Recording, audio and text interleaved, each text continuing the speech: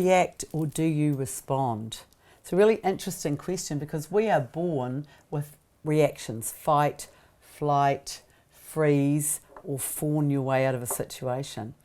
But I always used to do that, and I went to that because I didn't really understand the meaning of the word responsibility, which simply is this: responsibility is simply your ability to respond, and it's learned by our experiences. How do you feel about that?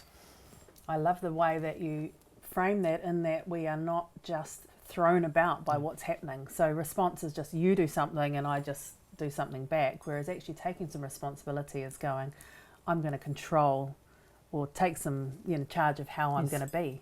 Yes, how I'm going to respond to it. And Christine, I'm sure you've had many times where you chose not to react from our evolutionary humanistic side, but you chose to respond. And many times when I wish I had not responded. So you do learn. Yeah, absolutely. You wish you hadn't said nothing, or rather that you'd reacted or responded. Well, yes, I had a reaction that was inappropriate. Yes.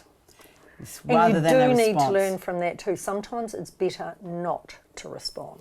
I think a great way to respond is simply with thank you for your feedback, because that goes nowhere.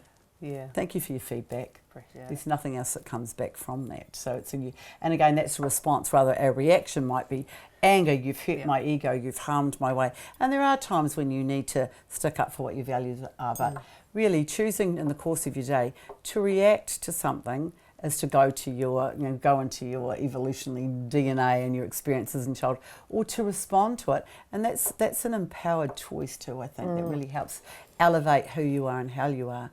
So responsibility really is a great friend. But as a child, I never wanted any responsibility. It's like, oh, it frightened me. And responsibility, you got a lot of responsibility. It sounded like this heavy burden. Yeah. It's nice to see that word.